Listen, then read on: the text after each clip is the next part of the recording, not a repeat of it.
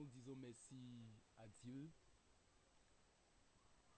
qui nous donne la possibilité aujourd'hui d'échanger, de faire cet enseignement sur le thème l'adoration eucharistique.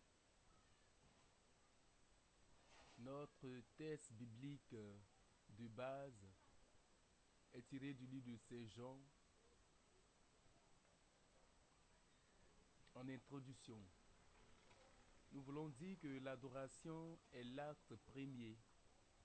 Adorer Dieu, c'est le reconnaître comme Dieu, comme créateur, le sauveur, le maître de tout ce qui existe. Adorer Dieu, c'est le respect et la soumission absolue. Reconnaître le néant de la créature face au Créateur qui est Dieu. Adorer donc Dieu, c'est comme Marie dans le Magnificat, le louer, l'exalter, s'humilier soi-même en confessant avec gratitude qu'il a fait de grandes choses et que son nom est saint. Luc 1, verset 46 à 59. L'adoration du Dieu unique libère l'homme du repliement sur soi-même, libère l'homme de l'esclavage, du péché et de l'idolâtrie, confère le catéchisme de l'Église catholique 2093 et 2096. L'adoration est donc le culte rendu à Dieu. En grand 1, nous allons voir l'adoration comme but de la création. Le but de toute la création est unique. En effet, nous confessons que Dieu est le créateur de l'univers visible et invisible. Les anges, les hommes, les animaux, les bestiaux, les astres sont appelés à adorer Dieu. Et le psalmiste le dit si bien dans le psaume 148. Moïse le dit aussi à Israël. Tu adoreras le Seigneur ton Dieu et tu l'aimeras plus que tout. Frères et sœurs, les anges. Les anges donc sont des créatures spirituelles qui glorifient Dieu sans cesse, qui servent ses desseins.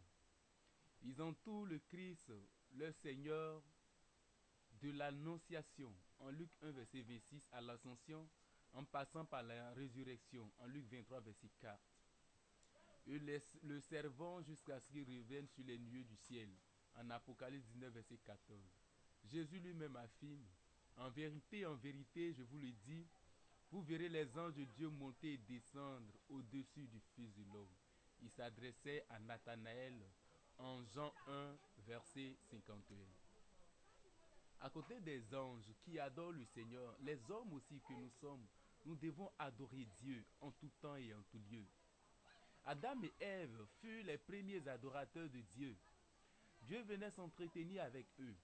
C'était une oraison contemplative de laquelle Dieu communiquait la vie à Adam, Ish, et à Ève, en hébreu Isha. Après la désobéissance et la déchéance, Dieu entreprit de renouer la relation entre lui et la création tout entière. Par Caïn et Abel, Genèse 4, verset 1 à 6. Une nouvelle sorte d'adoration commence. En acceptant l'offrande d'Abel, Dieu établissait un pont en initiant une nouvelle relation entre lui et l'homme. À la suite de Abel, ce fut Noé. Noé trouva grâce aux yeux de Dieu. Sauvé des eaux, il offrit un sacrifice d'agréable odeur au Seigneur. Genèse 8, verset 4. Noé ne fut pas le seul. Tous les animaux des champs se joignirent à lui pour adorer le Dieu sauveur de l'humanité. À la suite de Noé, Abraham lui-même, en donnant son fils unique en sacrifice, en Genèse 22, verset 1 à 2, donna à Dieu le signe de son adoration suprême. Et ceci lui permit d'établir une alliance nouvelle avec le Créateur. Après Abraham, nous pouvons voir la figure de Moïse. La Bible dit clairement, Moïse trouva grâce aux yeux de Dieu. Avec Moïse, Dieu accepte de rencontrer les fils d'Adam et choisit de demeurer au milieu d'eux. En Exode 25, verset 1 à 5, oui, Ainsi, l'arche de l'alliance devient le lieu de la présence perpétuelle de Dieu au milieu des hommes. David et Salomon. David et Salomon donc construisit l'arche, construisit le temple, un lieu où Dieu habite avec les hommes. 2 Samuel 17, verset 1 à 2 et 1 Roi 12 à partir du verset 13. Nous devons le savoir, tous les Juifs tournaient le visage vers le temple pour prier. En Jean 2, verset 13 à 14, Jésus chasse les vendeurs d'animaux et les chargeurs et les changeurs de monnaie du temple. Et il affirme, détruisez ce temple et en 3 jours je le rebâtirai. C'est lui le temple, vers qui tous les hommes doivent tourner le visage pour adorer Dieu. Jésus affirme comme Moïse a élevé le serpent de bronze, quand je serai élevé de terre, j'attirerai à moi tous les hommes. En Hébreux 10, à partir du verset 5 et 7, et le psaume 40, verset 7 à 9, tu n'as voulu ni sacrifice, ni holocauste, mais tu m'as fait un corps. Et à la suite, il dit, me voici Seigneur pour faire ta volonté. À la croix donc, Jésus offre le sacrifice suprême, qui unit définitivement Adam à son Créateur. Le sacrifice suprême du Christ sur la croix est l'image et l'accomplissement du sacrifice d'Abel. À la croix, Marie, Jean et les femmes ont adoré Dieu en esprit et en vérité. Et à leur suite, nous adorons Dieu à la Sainte Messe, lieu suprême de l'adoration eucharistique. Comment concrètement les chrétiens doivent-ils faire l'adoration? Il vous suffit d'abord de choisir un lieu, un temps et une heure. Choisir la position qu'on veut. Commencez par un chant d'adoration. Élever, exalter le nom de Dieu. Savoir qu'on est là pour adorer et non pour demander quoi que ce soit à Dieu. Faire tout cela dans le cœur. Faire un cœur à cœur avec son Créateur, comme à l'origine, Adam et Ève contemplaient Dieu, exprimaient leurs vœux à Dieu, échangeaient avec lui. Pour tout cela, faites tout cela dans le cœur. Parlez et surtout écoutez Dieu nous parler. Comment est-ce que nous devons faire l'oraison? D'abord, qu'est-ce que l'oraison? Une définition nous est donnée par Sainte Thérèse d'Avila, qui dit que l'oraison est un échange d'amitié, où l'on s'entretient souvent seul à seul avec Dieu, dont on se sent aimé. Par l'oraison, nous atteignons un degré très élevé d'union à Dieu. Il est donc très utile de savoir faire l'oraison. Quelques remarques préalables pour ceux qui veulent adorer Dieu au travers de l'oraison eucharistique. On ne fait pas l'oraison quand on a le temps. On prend le temps d'être là pour le Seigneur. L'horaire de son temps d'oraison doit donc être planifié d'avance, comme je le disais. La durée idéale d'un temps d'oraison est relative à chacun.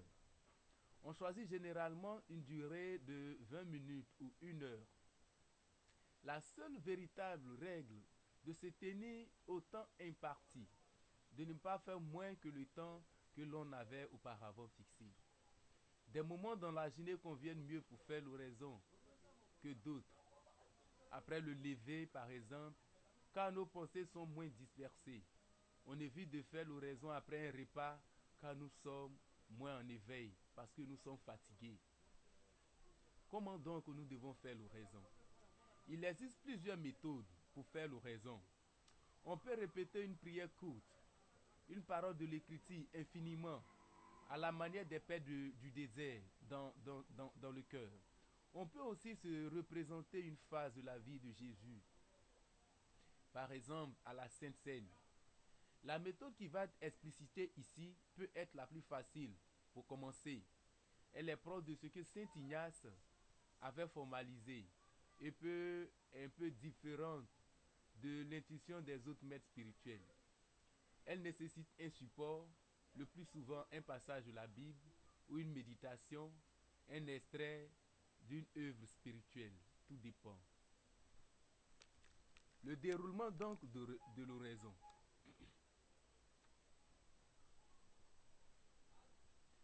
entrer dans l'oraison, nous devons commencer par, après un signe de croix, je me mets en présence de Dieu, m'offrir entièrement à Dieu, invoquer le Saint-Esprit.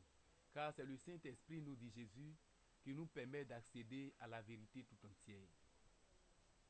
La demande. Nous devons demander une grâce au Seigneur, comme par exemple un plus grand amour pour lui, une plus grande foi, plus de persévérance dans l'oraison.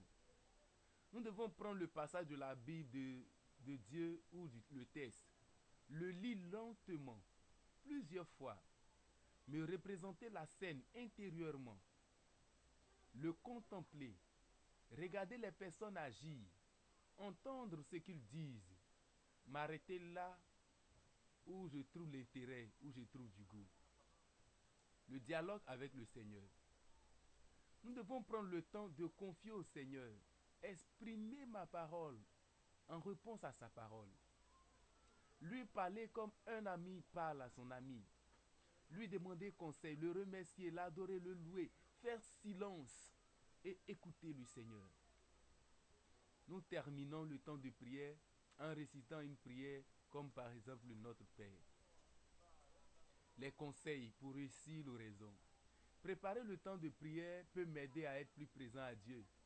Lors de mon temps d'oraison, pour cela, lire préalablement le texte et distinguer quelques parties ou thèmes qui vont constituer des points d'ancrage à la structure de ma prière.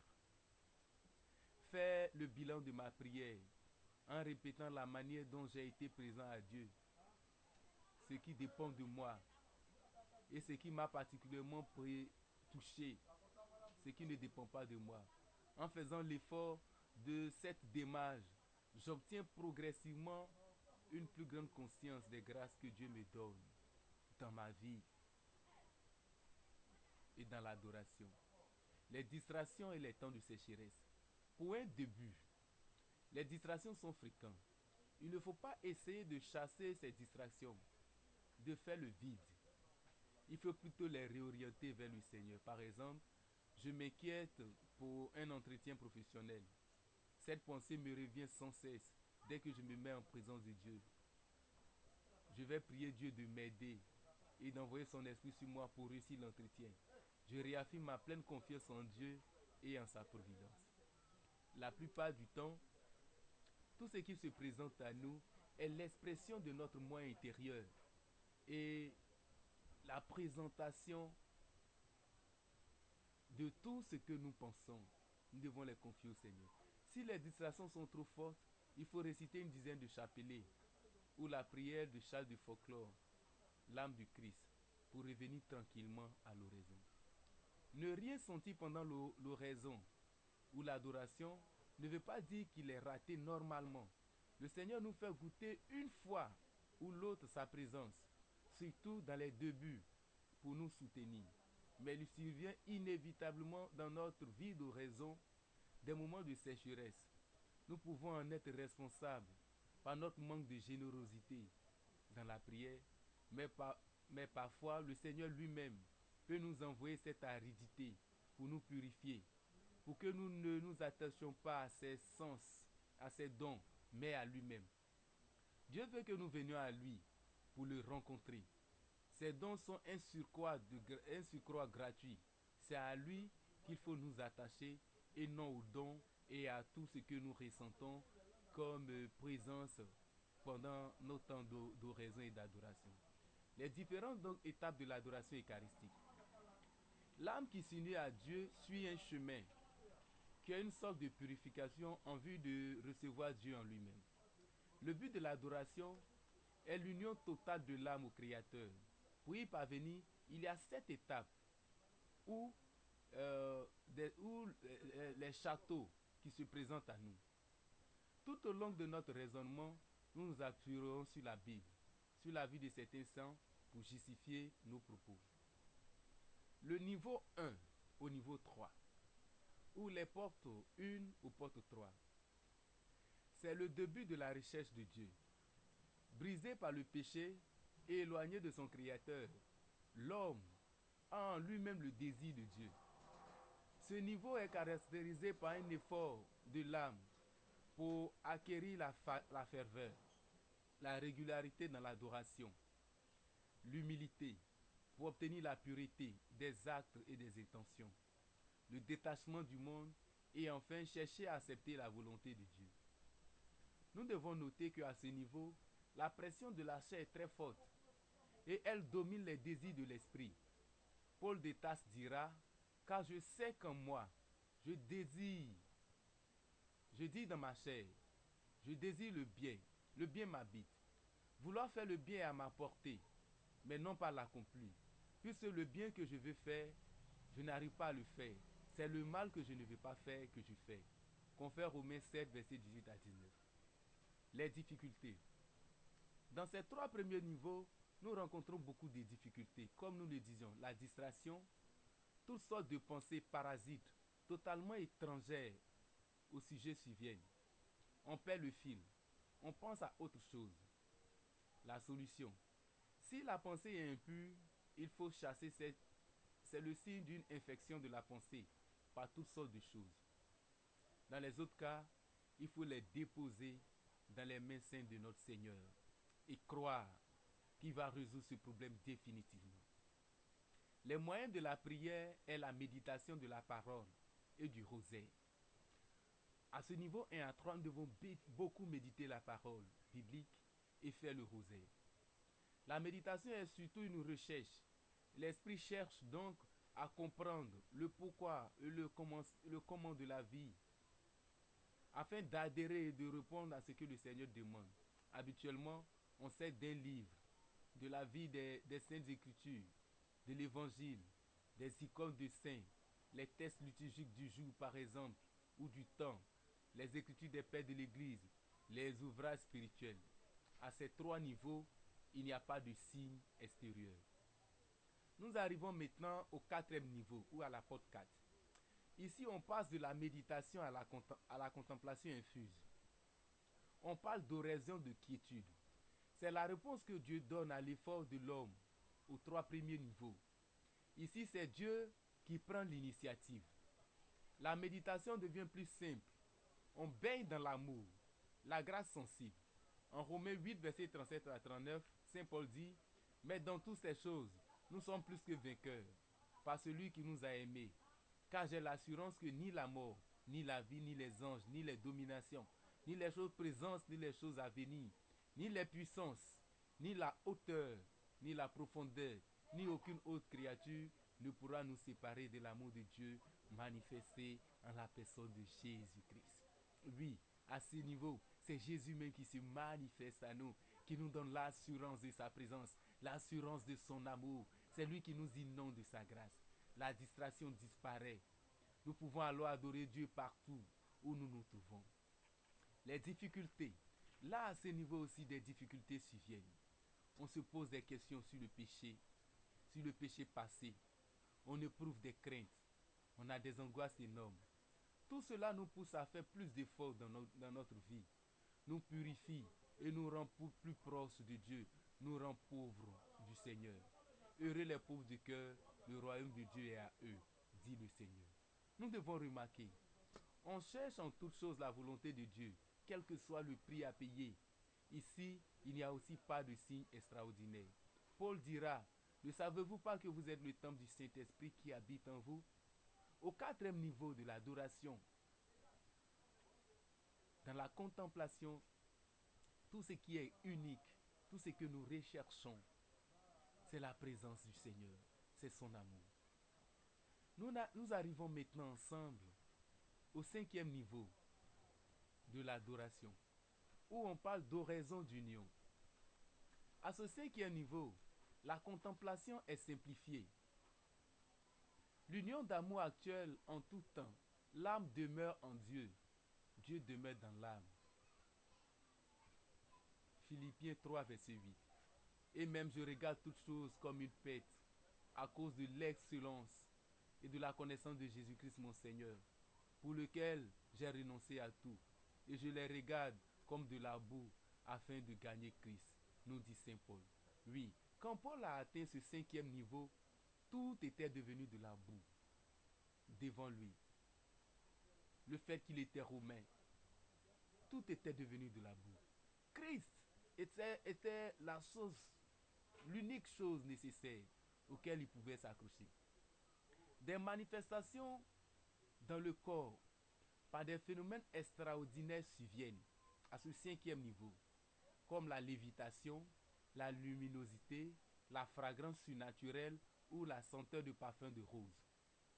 Les saints, Padre Pio et le curé d'As, et bien d'autres saints ont eu durant leur vie ces manifestations extraordinaires qui apparaissent vers la fin de ce niveau 5. Quand Saint Paul arrive à ce niveau, il écrira « Ce n'est plus moi qui vis, c'est le Christ qui vit en moi ». À ce niveau, on peut tout en restant à la maison adorer, faire l'adoration eucharistique qui se retrouve exposée loin de nous par la force du Saint-Esprit. Et le père Tardif, Emiliano Tardif, parlait de ces personnes qui étaient sur une île, là où il n'y avait pas de prêtre. Ils se tournaient toujours à l'heure de l'adoration eucharistique vers le continent et vers l'église qui se trouvait sur le continent où le Seigneur était exposé. Et ces personnes-là là, adoraient le Seigneur. Loin de sa présence, nous pouvons l'adorer. Il nous dira, l'heure vient où ce n'est plus à Jérusalem que vous irez pour adorer Dieu, mais les vrais adorateurs adoreront Dieu en esprit et en vérité. Le sixième niveau, ou porte 6, on parle d'union extatique ou encore de fiançailles spirituelles. À ce niveau, nous avons une purification en profondeur de l'âme, car Dieu vient habiter ce lieu de façon plus intime. Nous assistons à une contemplation ténébreuse. Le but est d'éviter tout orgueil et toute prétention de la chair. Nous devons remarquer, on assiste à des phénomènes extraordinaires.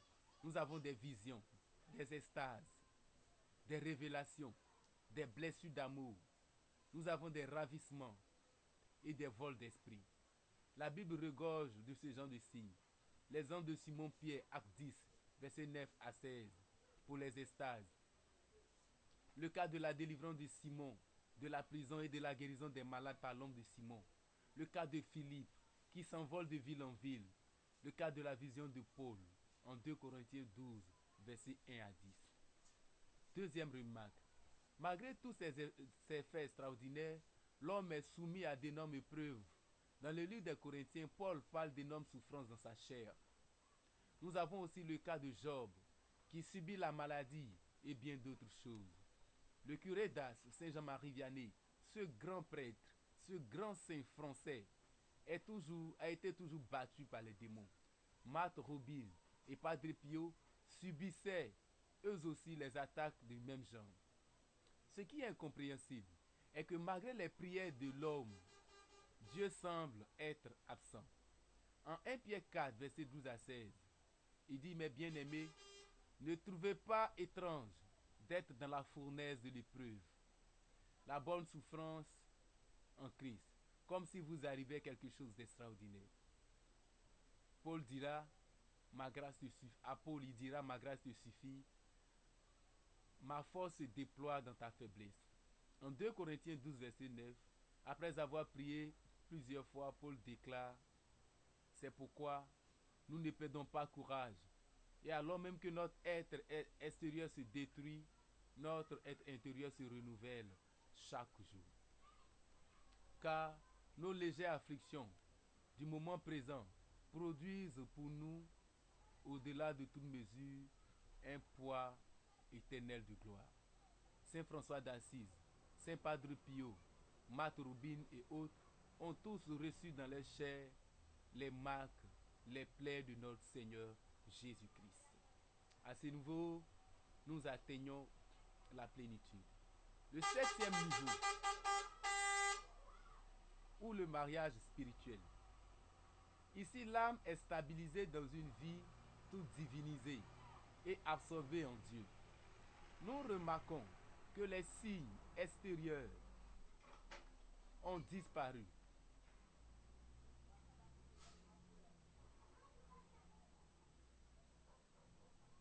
Nous remarquons donc, comme je le disais, que les signes extérieurs ont disparu. ou deviennent complètement rares, car la nature humaine n'a plus besoin de ces manifestations pour croire en Dieu. Toute la vie est illuminée par la gloire. Paul dit, ceux que d'avance il a connus, il les a aussi prédestinés à être conformes à l'image de son Fils, afin que celui-ci soit le premier d'une multitude de frères. Oui, nous devons l'image visible du Christ invisible. Jésus dit, le vainqueur, je lui donnerai de siéger avec moi sur mon trône, comme moi aussi j'ai remporté la victoire et je suis allé siéger avec mon Père sur son trône. Apocalypse 3, verset 21. À Sainte Faustine, il dit, écrit pour les âmes religieuses, que mon délice est de venir dans leur cœur par la Sainte Communion.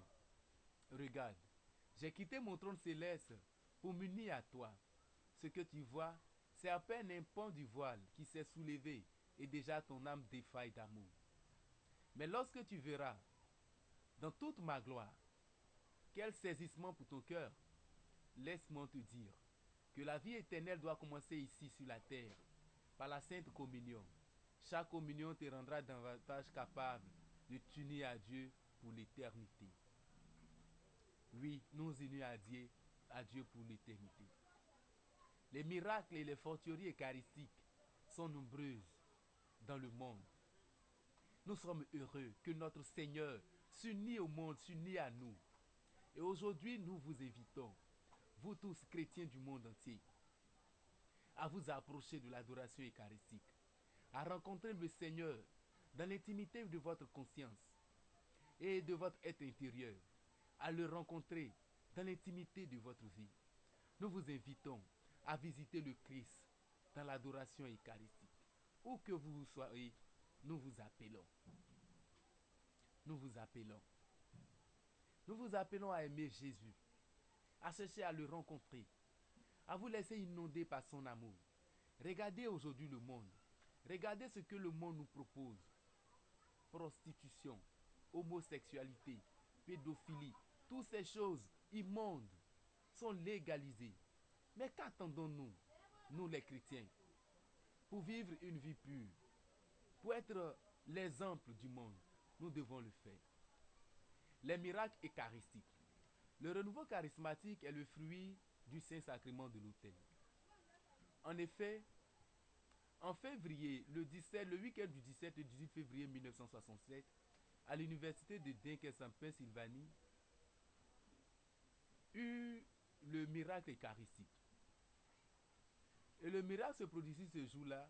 Une vingtaine de jeunes gens vécut un événement rappelant celui de la Pentecôte. Voici comment l'une d'entre elles, Patty Mansfield, témoigne de cette expérience. Voyant que la fête ne commençait pas, j'ai décidé de circuler dans toute la maison pour rassembler au rez-de-chaussée. Ce fut en ce moment-là que je fis un tour dans la chapelle, non pour prier, mais pour demander aux personnes présentes de venir à la fête. Quand j'y pénétrai, je vis des personnes assises sur le sol, en adoration. Oui, ils étaient en adoration comme au Cénacle. Je m'agenouillais devant l'autel, dit-elle. Alors se produisit une chose à laquelle je ne m'attendais pas. Par une grâce de foi. J'avais toujours cru que Jésus était réellement présent dans le Saint-Sacrement. Je n'avais cependant jamais éprouvé sa gloire. Ce jour-là, étant agenouillé devant lui, je me vis trembler. Je me mis à trembler de tout mon corps. Devant sa majesté, mon cœur fut rempli de crainte en sa présence. Il était là, le roi des rois, le Seigneur des seigneurs, le Dieu de l'univers. Sous l'effet de la crainte, je me suis dit, va-t'en d'ici. Tout de suite, si tu restes devant Dieu, il va t'arriver quelque chose. Et ce que, cependant, dans mon désir de demeurer en sa présence était plus fort que ma crainte. Devant le Seigneur pour la première fois de ma vie, j'ai prononcé ce que j'appelle une prière de soumission totale. Dans le silence de mon cœur, j'ai songé, Père, je te donne ma vie. Quelle que soit ta volonté sur moi, je l'accepte, même si je dois souffrir. Apprends-moi simplement à suivre ton Fils Jésus et à aimer comme il a aimé. L'instant après, je me suis retrouvé prosterné, la face contre terre, devant le tabernacle. Car moi aussi, comme Moïse sur le devant du buisson, Adam, je me trouvais sur une terre sainte, allongé sur le sol. J'étais inondé de la tête aux pieds du sentiment profond d'amour d'amour personnel de Dieu pour moi, son amour miséricordieux. J'aurais voulu mourir sur le champ pour me retrouver au ciel avec le Seigneur. Mais je ne savais si moi, dans ma pauvreté, je pouvais sentir son amour miséricordieux, sa tendresse, sa compassion. Il en allait de même pour chacun, oui pour chacun. J'avais pour seul désir de continuer à jouir de la présence du Seigneur. Cependant, il me fallait partager mon expérience. Comme les apôtres après la Pentecôte, je voulais publier ces merveilles, témoigner de la présence de Dieu, de l'amour de Dieu dans ma vie. Je me suis levé pour déclarer à l'assemblée, je prie pour que cela vous arrive. C'est unique. Cette unique rencontre avec le Saint-Esprit qui m'avait appris plus qu'une vie entière d'études n'aurait pu le faire. La beauté, la bonté du Dieu vivant, son amour miséricordieux m'avait comblé. Cette expérience sera appelée effusion du Saint-Esprit ou baptême dans l'Esprit. Le renouveau charismatique catholique était né. Petite étincelle qui suscita un véritable incendie sur tous les continents. 40 ans plus tard, le temps d'une génération en langage biblique, on peut s'émerveiller de l'œuvre de la transformation opérée dans la vie de plus de 100 millions de catholiques dans le monde. Oui, c'est dans l'adoration eucharistique que nous pouvons rencontrer le Christ. C'est dans l'adoration eucharistique que nous pouvons le connaître. C'est dans l'adoration eucharistique que nous pouvons l'aimer. C'est dans l'adoration eucharistique que Christ se révèle. Alors, pour commencer, 1 heure d'adoration ou 15 minutes d'adoration eucharistique chaque jour. Que Dieu nous bénisse, que son amour nous accompagne, que sa paix soit avec nous et que son amour nous accompagne. Soyez bénis dans le nom de notre Seigneur Jésus-Christ. Amen. Amen. Viens Seigneur Jésus-Christ, nous t'attendons. Viens et que ta gloire se manifeste. Viens manifester ton amour. Viens nous remplir de ton amour et de ta paix. Béni soit Dieu en ses anges et en ses saints. Amen.